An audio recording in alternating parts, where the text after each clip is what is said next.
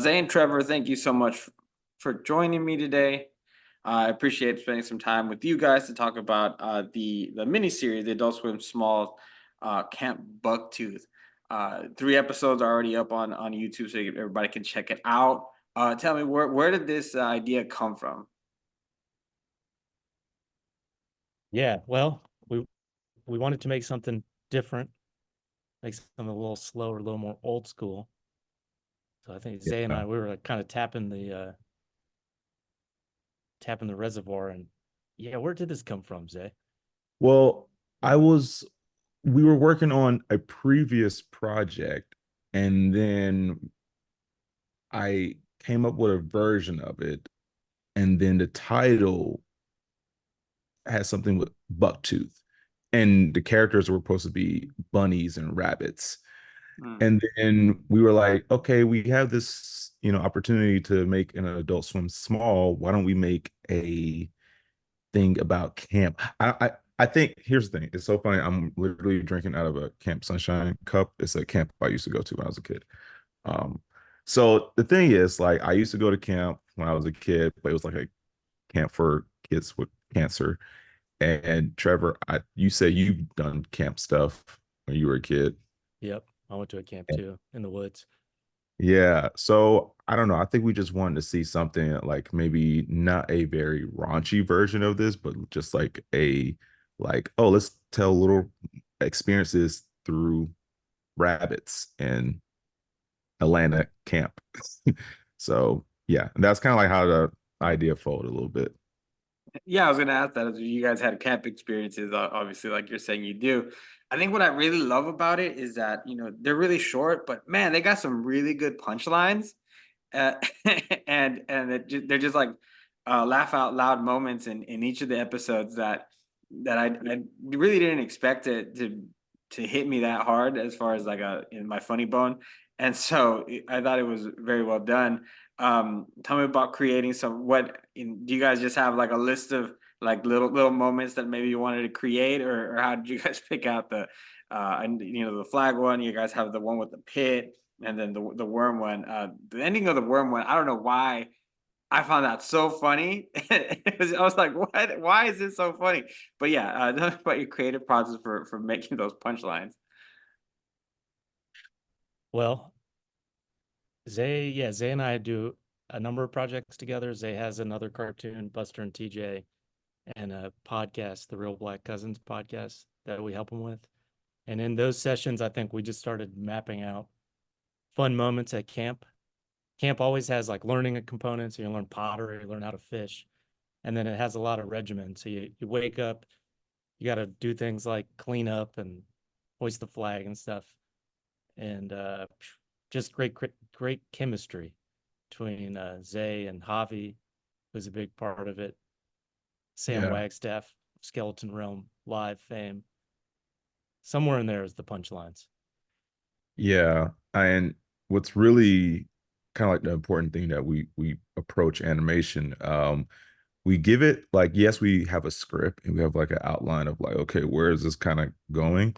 But at least the dialogue with one another is so like it has a lot of improv, but also a lot of like authentic, like just the way how you talk to people, And I don't know, that's just because we're in Atlanta, but we just had this like very, very unique voice for these characters. And even like in situations, that's why like moment you might not even know what the hell is going on, but these lines, like the way how they talk to each other, is just so like, wow, that's either I heard that before or that's just so funny and something that should be on a t-shirt. Like, yeah.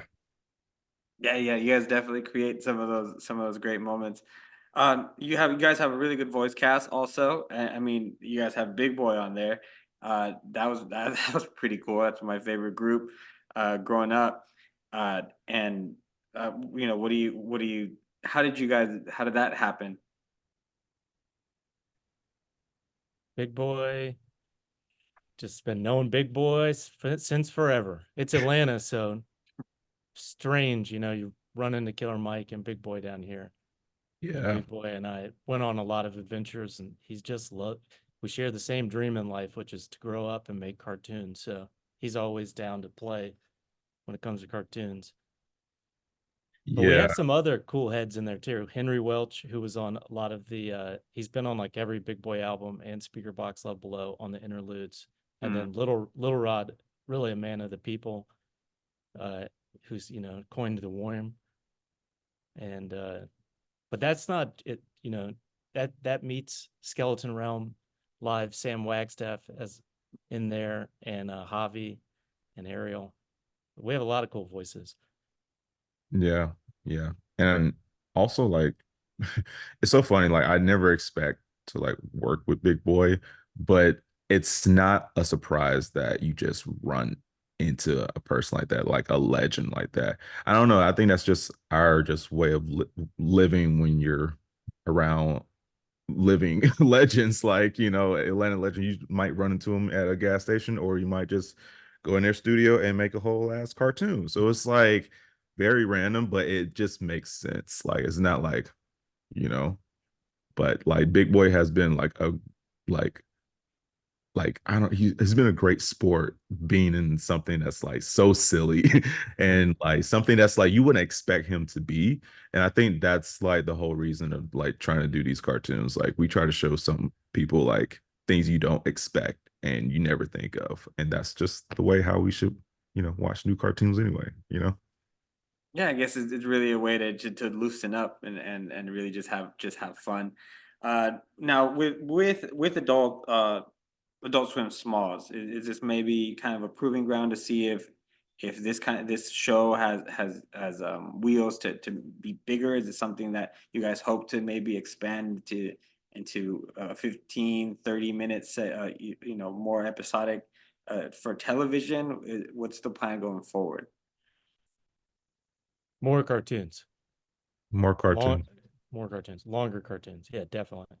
Yeah. We were Yeah. yeah, we were trying to do something different, but that was set up and worked like a show that could still be funny in 2 minutes, but you can imagine, especially with the whole when it gets a little longer, our third episode, you can imagine them in grander scenarios and more action-packed animation.